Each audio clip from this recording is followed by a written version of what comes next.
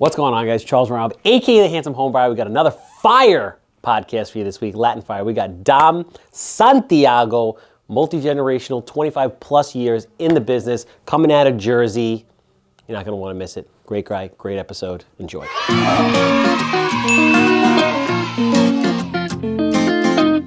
Yeah, kid. Welcome getting back to another episode of the Handsome Homebuyer podcast. My name is Charles, AKA the Handsome Homebuyer, AKA Captain Permit, AKA El Julio Maravilloso. And we are back on StreamYard. We got to mix it up a little bit.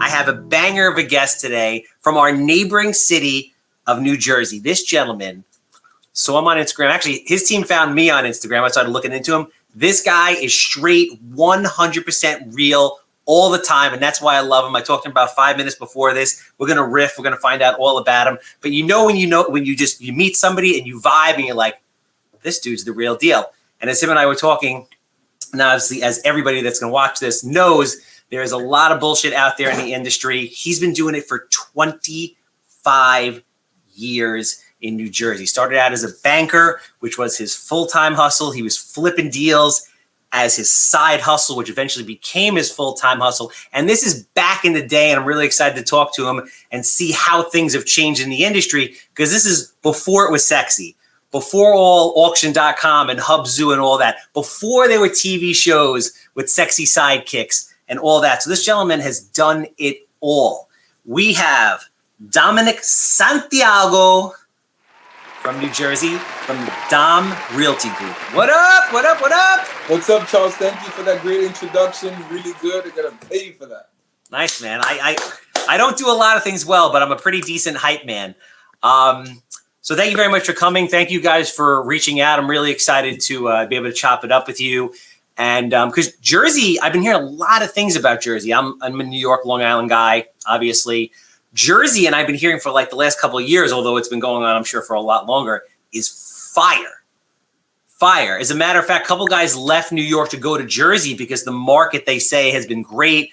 There was more inventory, a lot of more opportunity, better ROIs, things like that. That's correct. And there's a reason for that. We're so close to New York. Like, for instance, when you look at downtown Jersey City, I think it's, 1 or 2 miles from the Holland Tunnel. You got the Lincoln Tunnel, you got Hoboken, you got Union City, and then you go to George Washington Bridge. You got all those neighboring towns right on the border. They call it the Gold Coast. That area did really well in the 90s. People made millions of dollars in that area. And then when that whole area got saturated, people kind of went in a little bit and went in about 7 to 9 miles in. And you found some really nice properties with some really decent lot sizes. And coming from New York myself, when I saw a 50 by 100 lot, which is only 5,000 square feet, I was like, oh, I'm in heaven. I can put a swimming pool in. I can I can have a driveway with like 2-3 cars and a front yard and a backyard. So to me, that was really big. And that's a good selling point. And then the other selling point was that I was able to get into the city, in 15 minutes, in 20 minutes. And that was obviously not during rush hour. That was off hours. And then you kind of learned how to navigate going in and out of the city at different times. So you go in at around 10:30 after the traffic. And then when you come home at around 7:30, 8 o'clock, so that you won't hit the traffic. So those are the benefits of New Jersey. So just for people who don't know you, if you could give us kind of like the 90-second rundown about what you do and how you ultimately got into real estate. Born and raised in New York City, Manhattan, single mom, very little bit of money. I kind of went to school at night because I had 2 kids at an early age, but it worked out well. I was a banker for a while. I was pushing. I started in banking making around $20,000 a year, and my top salary was around $185,000. And I started doing real estate part-time, and my part-time income was equivalent to my banking salary.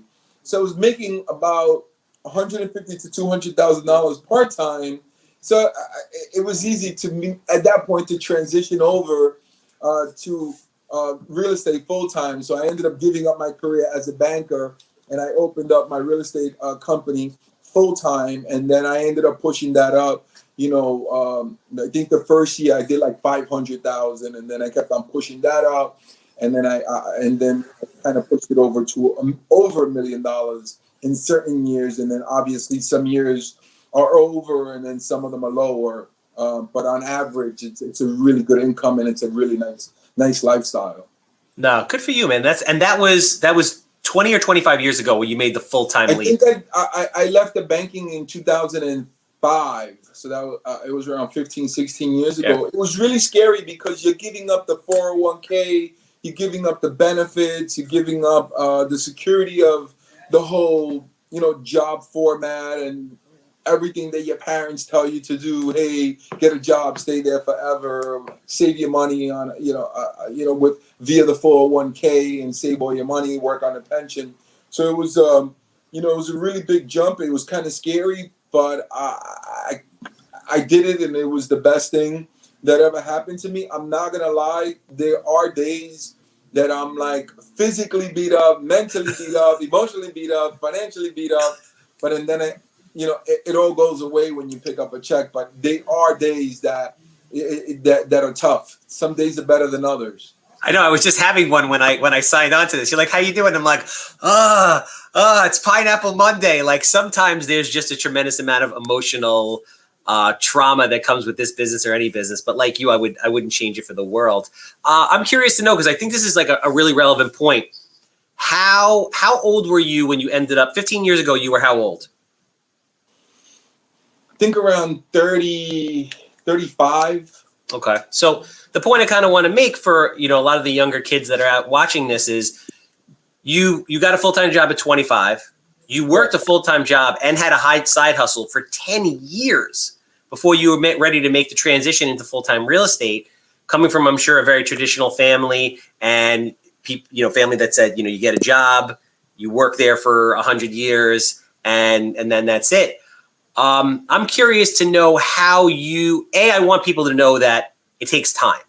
So for all these kids that think they're 25 years old and they haven't made millions of dollars yet, it takes time. And then B, I'm curious to know kind of like the thought process for you on how you dealt with your family and kind of your own inner self saying, do I take this leap? Do I not take this leap? And how did you ultimately do it? Well, you feel it, when you go to work and your bosses are talking to you when you're driving to work, and you don't like, you got to go with your feelings, and you got to go, your emotions are just like, telling you, hey, this is not right. You got to make the jump. But going back to what you mentioned, you kind of have to build it up a little bit before you take that jump. You're not just going to give up your salary and not have something that's going. So you kind of build up your business or your side hustle on the side little by little until it reaches a point where you feel that if you left your job, that your part-time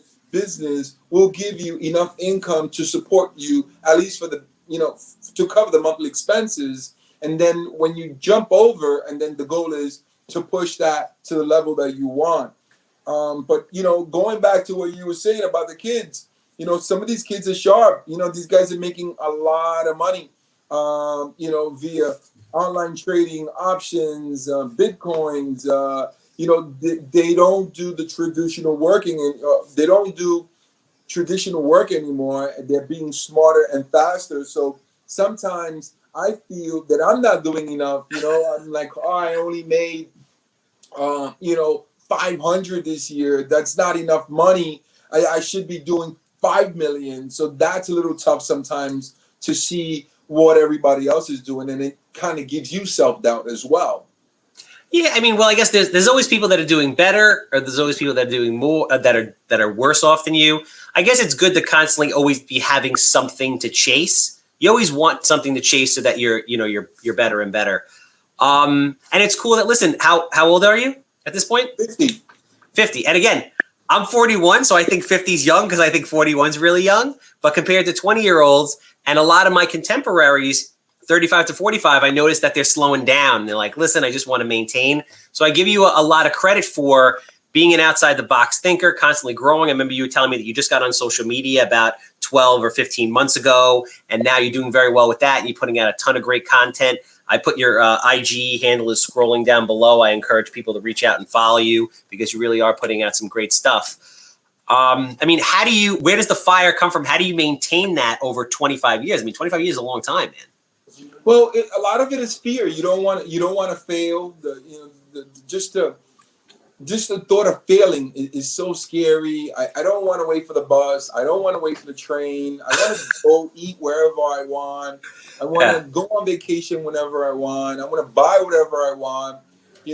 That's a great feeling. So I don't want to get a paycheck. I remember, when I first got my first job at the bank, I was making like $20,000, and I kind of got paid, and then I blew it in a weekend because I went to, dinner and a couple of drinks, and I had a little too much fun. And then Monday morning, I had to borrow some money from my mom in order to go to work for 2 weeks, and she was trying to teach me about budgeting. I was like, oh, this is horrible. 15 days, you get a check and you blow it, and then you got to wait for it. So I kind of wanted the checks to come in a little faster because I wanted to spend money. So I don't want to budget and say, oh, I can't go to Starbucks today, because I'm budgeting. I'd rather make more money, use that energy to make more money. So I want to eat whatever I want. I want to do whatever I want. I want to go wherever I want. So forget about that budgeting. The goal is to increase the sales and the income. No, absolutely. And the great thing about real estate is it can be whatever you want it to be. It can be as small as you want. It can be as big as you want. It could be anything in between. So what is your specific model? I've been watching your videos. I assume that you flip as well as you do multifamily buy and holds, correct? But the markets change every couple of years, and everybody knows business, right? So if you're, say, flipping or you're buying and holding, it's such a good business model that you get too many people, you get a rush of people coming in, and then you get so many people that it doesn't become profitable anymore, right? So then you got to change again. And I'm going to give you an example. So we were buying properties at 150 and then renovating them for, say, 150 to 200. Cost basis 300, and then we were selling them for 450. Just as an example. Yeah. And the acquisition cost went up, say now to 225 or 250, and that's just a basic house that's going to be knocked down. And that business model was working, but then it's changed recently because the building materials went up, right? Oh, brutal, so man. My purchase price is higher, my building materials increase, and then obviously my profit margins are going to go down. And then the appraisers are saying, hey, yes, we're going to give you the value, or they'll give you something, but they're not going to take it to the moon, because there's also a number that makes sense for the home buyer that's not going to break them. So, it's tough because, you get the increase in acquisition costs, you get the increase in materials, and then you're working, just as hard, but making less money. But so then you got to change it again. So every couple of years, you always have to change it. So where in Jersey, where are you right now in the cycle? Because you're in suburban Jersey, and obviously we know the suburbs. It's right before Charles. It's Passaic County. We have Hudson County, and then we have Bergen, and then we have Passaic. So it's kind of close. I think we're like 8 miles out.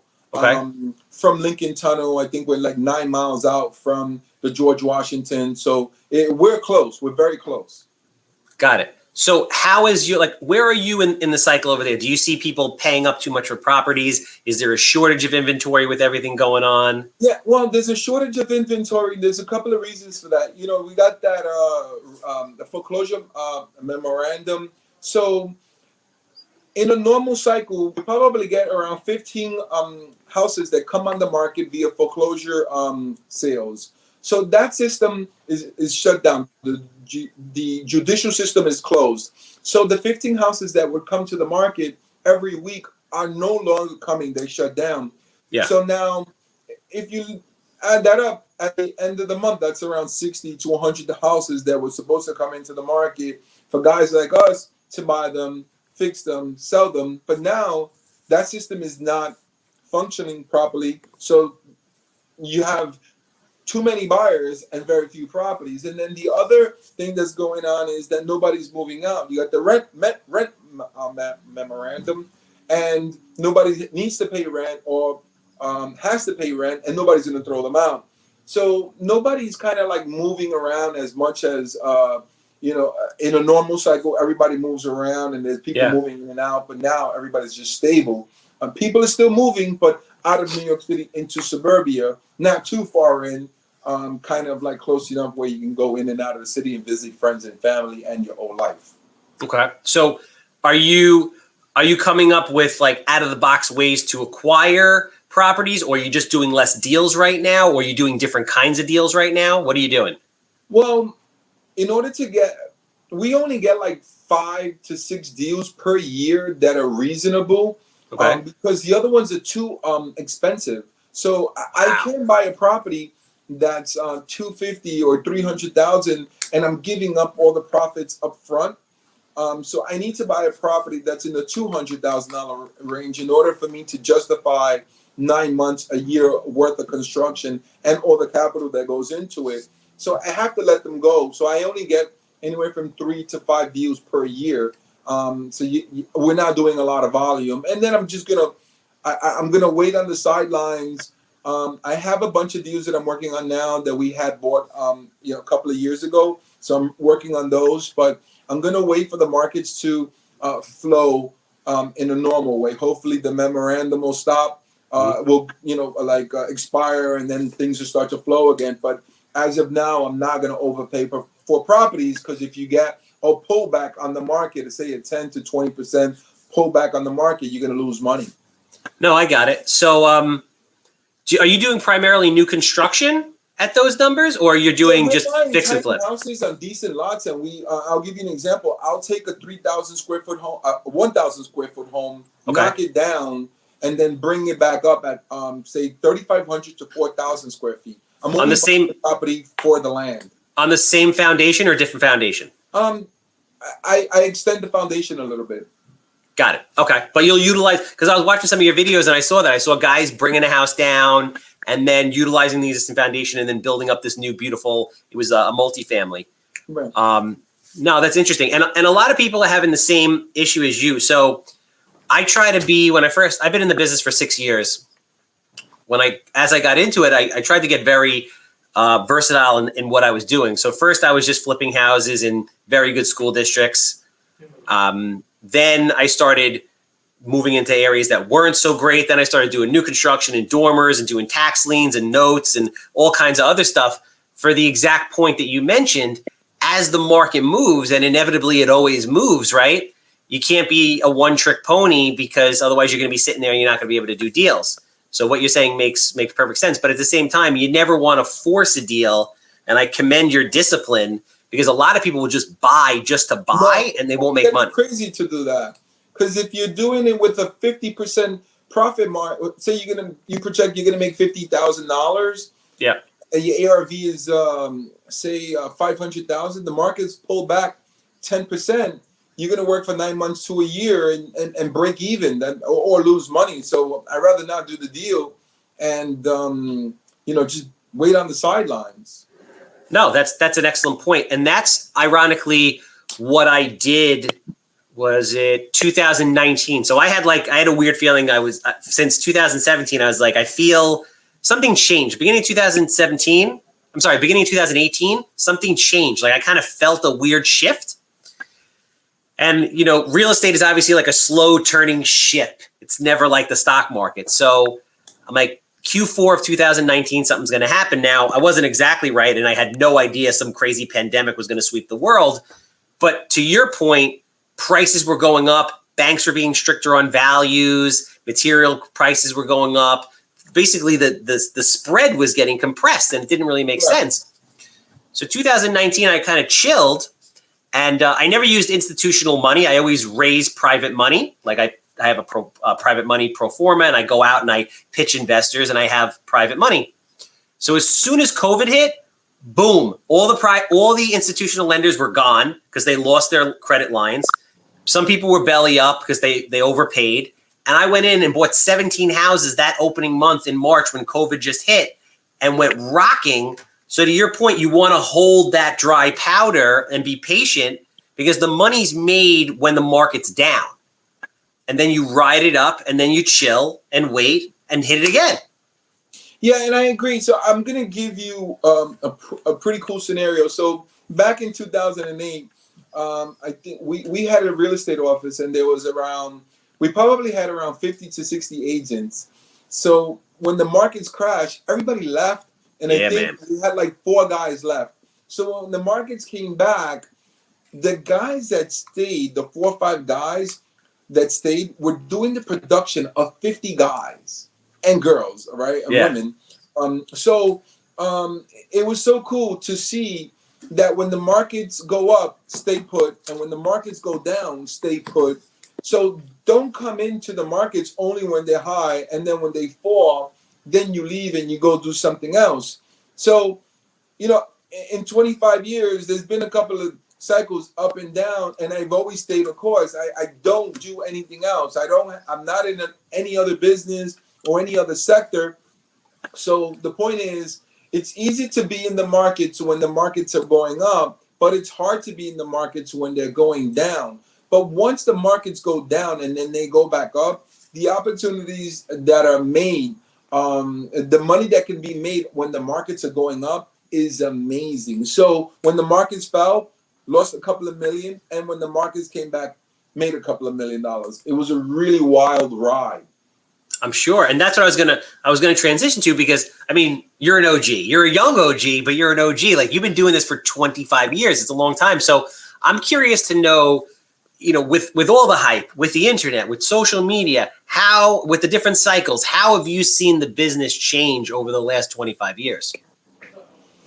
Well, it's not going to change much, other than, people, the younger generation finding properties and selling them. But it's just an old-fashioned business, because you still have the brick and mortar. You still got to go to Home Depot. You still got to go to the lumber yard. You still got to do physical work.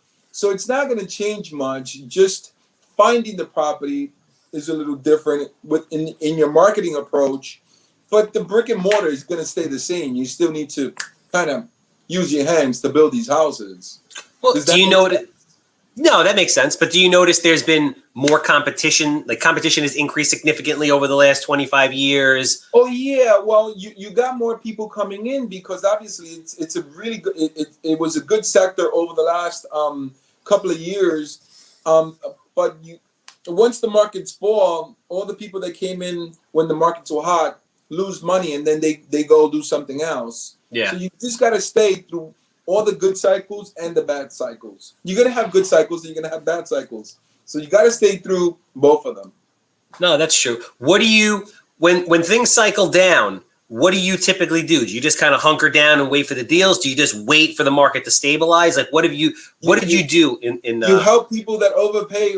You help people that overpay for their properties. You reach out to them and you say, hey, stop in. Let me help you. Let me renegotiate the deal for you. Let me call the bank for you. Let's renegotiate your mortgage, your rate, your principal. Let's talk to your lenders. You become like a professional negotiator. So it changes a little bit. And I remember having 50, 60 people in my office, or files, and I was just a negotiator. I was contacting the banks and all their lenders and negotiating deals, because a lot of people were upside down on their properties, and it's going to happen again. You're going to overpay, and you're going to owe more than what the property's worth. These are investors that you were working with, like private lenders, to like restructure, or just homeowners? Investors, homeowners, business owners, that picked up a couple of $1 million on some commercial deals. When everything starts to fall apart, it's tough to keep your head on, because you seem like you're disoriented. You don't know where you are, and it's easier for somebody else to negotiate your deal than it is for you to negotiate your deal, because you have emotions into it. Plus, they're calling you, asking you for money, and you're in arrears. So it takes a good mind and a good person to, renegotiate everything. No, that makes sense. How is your past banking experience, prepared you for what you're doing now and ultimately to take advantage of those moments where the market's down? Well, I remember, I think that they were saying, the short sales were immoral. And then I read an article, the Mortgage Banking Association, they were doing a short sale somewhere in Washington. So they were saying, hey, don't do short sales, but then they were doing it for their headquarters. So that was like the turning point for me right there. I was like, F that, I'm going to negotiate everything. And I'll tell you a really cool one. I think I defaulted on a couple of $1 million. I think it was, $3, $4, $5 million. I went to a real estate seminar and I ran into Trump and I'm like, hey, I'm dying. I owe like 5 and I think it's worth like 2.5. So he's like, call the bank, negotiate. Just tell them what's going on, give them income expenses and let them come out and appraise the property. And he walks away from me. I think he spoke to me for like 15 seconds and it changed my world because I contacted all my lenders and they negotiated. They were able to help me. 90% of them negotiated and then I think 10% did not because they had insurance policies, like default insurance policies on the loans. So they were insured. I gave those back voluntarily, but I was able to renegotiate my entire portfolio and then I converted that into a business. So it worked out well. It was a bad situation. Wow. Be a positive situation. So basically you went to a seminar, ran into Trump. He drops 15 seconds worth of knowledge. You go and restructure 90% of your bad debt. And then you turned it into a business and started negotiating people's debt for them? Yeah, it was crazy. We had deals that were, they owed, I'll give you an example, $500,000 on their principal. And we would bring them down to like $200,000 with a 3% interest rate. I mean, $300,000 being forgiven overnight. It was so wild. I mean, people, had families, in my office crying because the numbers, it was so amazing. Wow. This is obviously the Great Recession, 2008, 2009, 2010. Yeah, but we're going to get that. I think we're going to get that again. Yes. It's going to happen again. Without a doubt. Charles, when I drive around New York City, I see retail closed. The restaurants are not operating at 100%. We got the rent defaults. I mean, I think that, I think we're going to have another one. There's not a lot of there's not a lot of sectors that can pull this economy through. You got gasoline prices coming up. I think they're over like close to $3 or close to $3. I think in the summertime it's going to be a little higher. You got the cost of goods going up across the board. Profit margins are lower and lower every day. So I think it's going to get a little funky. No, without a doubt. And when the government just stops dishing out free money to people or they start realizing that, the gravy train is over and the moratoriums for evictions and for foreclosures comes to an end, let's say middle of this year, end of this year, the next 1, 2, 3, 4, 5 years, is going to be insane. I don't know what the foreclosure timeline's like in Jersey. In New York, the average property takes 7 years to foreclose on. I've done short sales on properties where people haven't paid in as long as 19 years. That's pretty cool. You're like, how is it in Jersey? I've seen cases here 10 years, but then for whatever reason, they were able to streamline it. So I think it goes down to like 18 months now. Wow, that's good. I think New York too, they changed the laws. In 2008, it was longer, but the new ones are a little faster now. So you're not going to see the 10 years anymore. You're going to see a lot of foreclosures coming to the markets a lot faster. So You're New York, not gonna see 10 years anymore. I'm telling you, it's not going to happen. They're not stupid. In New York, New York is like another planet. I don't even, New York's like another country. Right now, if you are boogieing, and I mean, you are just pushing like an animal, 4 or 5 years. 18 months. You're going to see it a lot quicker. God willing, yes and no, because it creates a lot of opportunity for short sales. It's just, before COVID hit, we were still dealing with 60% inventory left over from 2008. It's a hot mess. New York is just an absolute hot mess. People declare bankruptcy 14 times. I mean, it is crazy what you can get away with here. Well, they're not business friendly, and they're not, property owner friendly. But that's why you got so many people with money moving out of New York City and New York State. 100%. Everybody's moving to Texas or Florida, North Carolina. They're pro business and pro property owners. I mean, you can't go against the business owners and go for the tenant. It has to be fair. It has to be a 50-50, situation. You can't just go to either, over to the right or over to the left. It has to be in the middle. It has to be fair for both parties. No, 100%. And listen, I love New York. I was like, I'm never leaving New York. With everything that's going on, I'm like, I don't own a house that I live in, right? I rent. For all the stuff I do, I rent. And I'm like, I don't think I want to buy a house because I don't think I want to stay here because what's going on is crazy. Well, I drive around. My mom lives in the city. I go into the city and I drive around. I'll hit up, downtown, the Village, or 14th Street, 23rd Street, 57th Street. I go up to Washington Heights. It's not pretty anymore. No. What made the city so beautiful and so vibrant was all the restaurants, all the shops, all the people. But now is just, with all the business closures, all the businesses closed. It's not a pretty sight. It looks dirty. We need to change the mayor. We need to change the governor. We need somebody that's business friendly. We need somebody that's property owner friendly.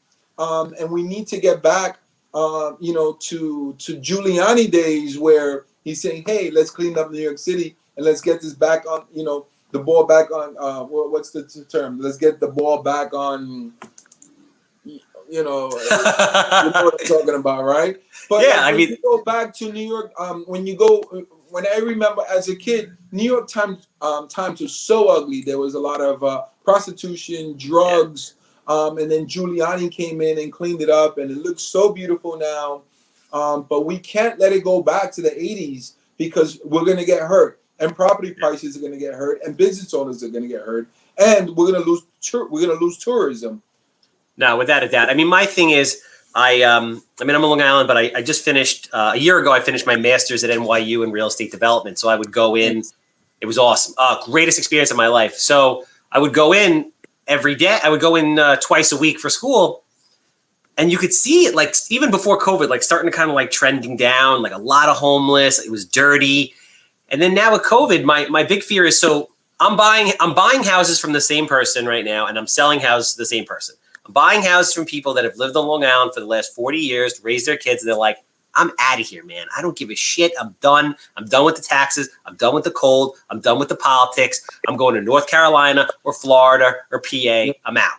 And I'm selling houses to people from the boroughs who are like, I've had it. I'm living in a box. It's $1.2 million for a 2-family in Jamaica, Queens. I'm not doing it. I want a yard.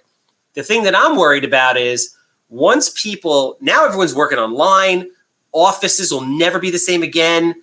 If you can make New York money living somewhere else with a better lifestyle, New York just becomes a cold, dirty, expensive place to live. And I'm afraid that in 10 years from now, there'll start to be a mass exodus from New York in general, because who needs this?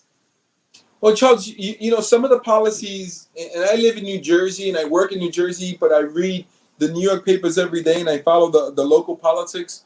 I mean, the bail reform is crazy. Crazy. Kill somebody and get out on bail. Well, with no bail. I mean, you sell unlimited amount of drugs and come out on bail. You can do whatever you want in New York City. Some of these guys have been arrested 15, 20 times and they're out on the streets. So you can't have that. It becomes a lawless society. So you have to have law and order. I go into the city and I see people smoking weed, 12 o'clock in the afternoon. Broad daylight, just chilling. You could smoke. But we would do it in the park, or people did it, in their private, right? Private. But now you see a 5-year-old or a 2-year-old and they're smoking in front of the kids. They don't even care. So, and the cops are not doing anything.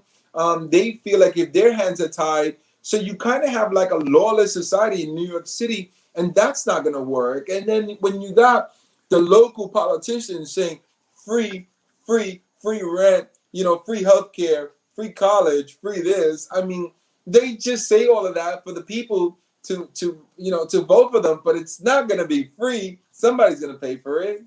Yeah, it's a mess, man. I mean, inflation is real bad. Like, about, I think like 5 years from now, it's going to be bad. Like, we're going to get hit with a recession that, is like 2008 style. I mean, the good news is I think there's a lot of opportunity and money to be made on the way up now, which is like where we're like starting to go.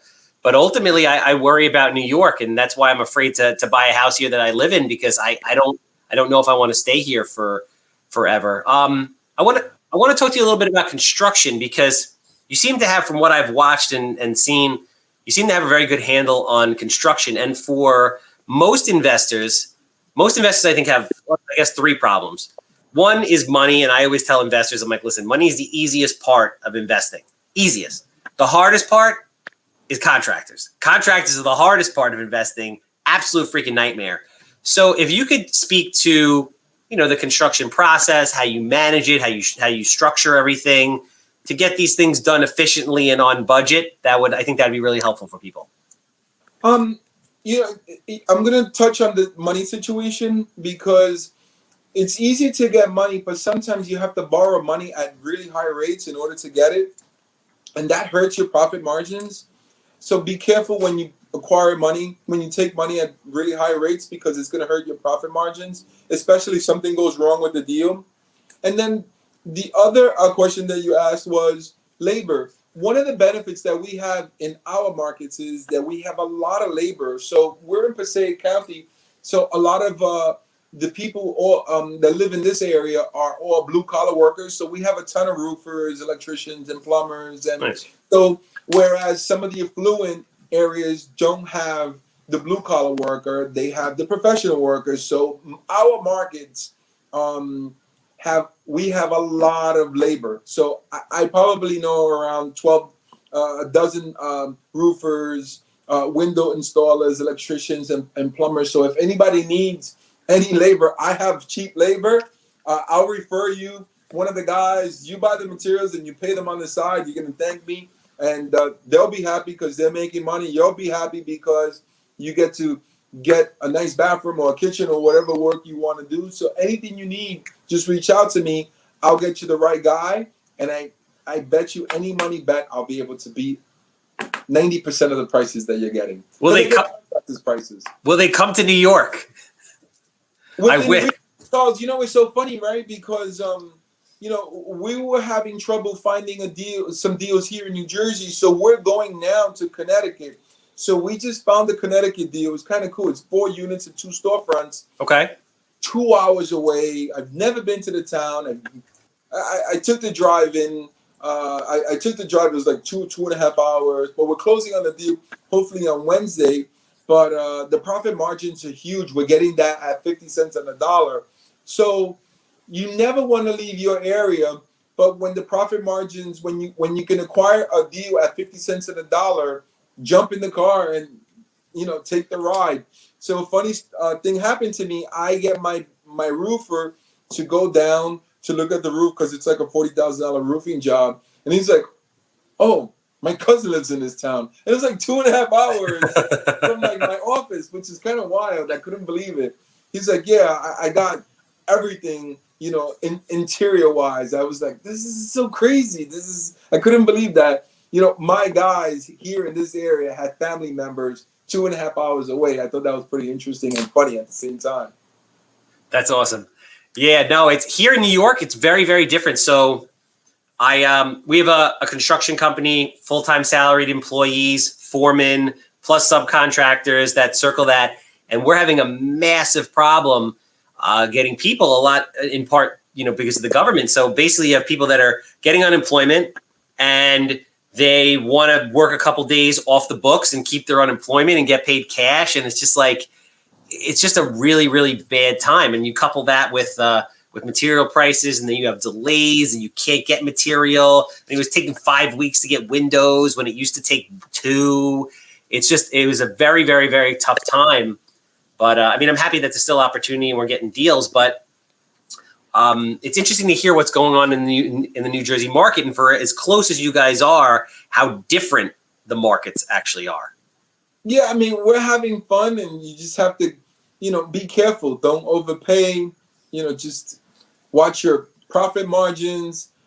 Continue to get 3 quotes. I got a quote today for some asphalt. One guy came in at $6,000. I called another guy.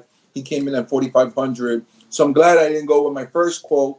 Yeah. Because I saved $1,500 today, and we're going to do the work sometime next week.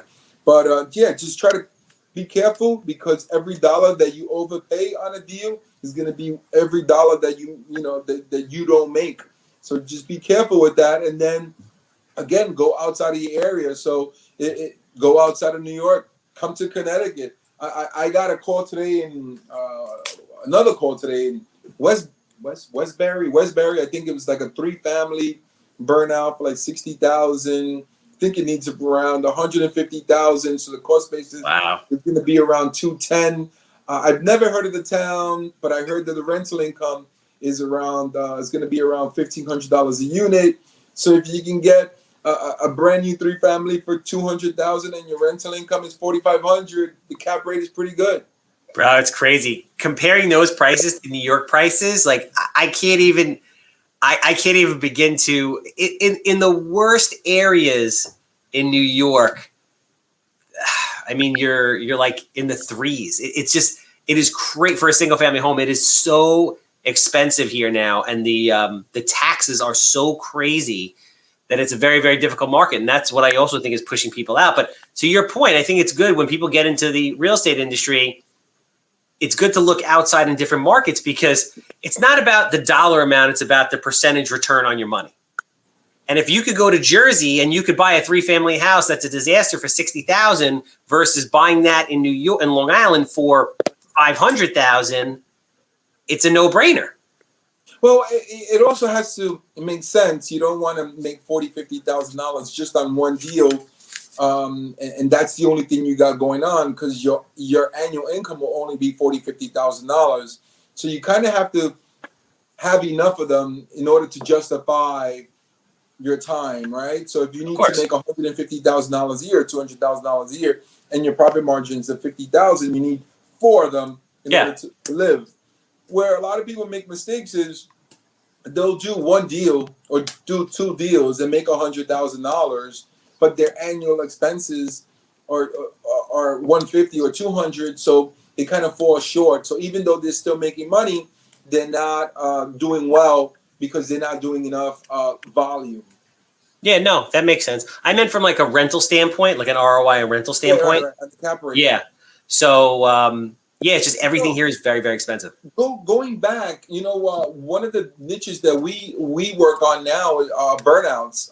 They're if you could buy a burned house and then kind of reframe it, throw in new windows, new bathrooms, new kitchens, and new flooring, it's kind of cool because it's a brand new house. The maintenance is 0, right? Because it's a brand new construction. Yep. And you can pick up, so as long as you pick up a really good price on the acquisition cost. So that's a good way to approach the business. Find ugly houses, small houses, and houses that are burned. Yeah, you should. Do you deal with public adjusters at all? I don't, because they're very sort. Everybody wants them. Everybody wants They have their group of people that they already have, but that's a good way to approach that business. Yeah, Charles, going back to that number in Connecticut, you're gonna love this. I think I'm gonna be into this house for $275 after all renovations. And my ARV is going to be $500. Yeah. And my rental income is like $6,000 a month on a $275 deal. To me, that's amazing. And I think that's a relevant point for people. Like, people get caught up in volume, right? Like, I like to do volume, but the volume has to make money. If your goal is to make $1 million, you could do that flipping 5 houses or 150 houses. You'll have a much better life doing that with 5 houses. At the end of the day, it's what you're taking home, not all the craziness of the volume that you did. Yeah, it gets a little. It's tough when you do a lot and your profit margins are low because it's a lot of work, and any area of that fact, any of those factors go wrong, then you're in trouble. No, without a doubt. So my final question is, I mean, you've been in the game a long time, but you're a young guy. You have a lot of life left in you. What is the future for your business at this point? You gotta keep your eyes open, watch the markets, and don't overpay. Just wait a little bit, just to see how everything plays out, because I don't think this is the time to to overpay for anything. Increase your marketing, and try to get sellers to contact you. So do a lot of We Buy Houses. Just different sources. Ask, family members and friends, hey, do you know of anybody selling houses? Because once the house hits the market, you're going to have 40, 50 people putting in a bid. Don't put in a bid. You're going to overpay. So you have to find for sale by owners. Without a doubt. I mean, I haven't bought a house that was listed on the market in probably the last 4 years. So, I mean, awesome advice. Dom, you're a great guy. I'm really happy that you connected with us. Thank you for all the knowledge. Everybody, his IG's been scrolling down below the entire time. I encourage you to reach out and follow him. Some great education from a guy who's real, actually doing it and making it happen every day. Anything you want to share with the people, how to get in touch with you on any of the platforms if they're interested in real estate and selling something in Jersey? Everything. The other point that I wanted to tell you about is I was doing Airbnb in Puerto Rico. You're going to love this. And we were doing around $30,000 a month in sales. And then after this whole pandemic, it went down to like zero. It was crazy because tourism disappeared. So I know a lot of people are buying houses and they're Airbnb-ing them. In New York City, that people are doing them with apartments. But I'm hearing from some of my friends that the business is not doing well. So if anybody's doing any of those Airbnbs and are doing well or not doing well, please let me know. I'm curious to know what's going on because I pulled out of the market for now because to me it wasn't worth my time and the profit margins were like not there. But if anybody else is doing it and still doing well or not doing well, please let me know because I want to know what's going on. That's beautiful. Yeah, so I give them my units so they can rent them out for me in Puerto Rico. There you go, bro. I love Puerto Rico. It's a beautiful, beautiful place. So anybody, that's Dom _realty_group on Instagram. Hit my man up. Airbnb properties in New Jersey. Obviously, I'm the Handsome Homebuyer. If you have a house that smells like cat pee, is dated from the 1960s, 6 inches of mold, I'm quick. I'm easy. Lord knows I'm a good time. I want to buy it. 516-777 sold. That's a wrap.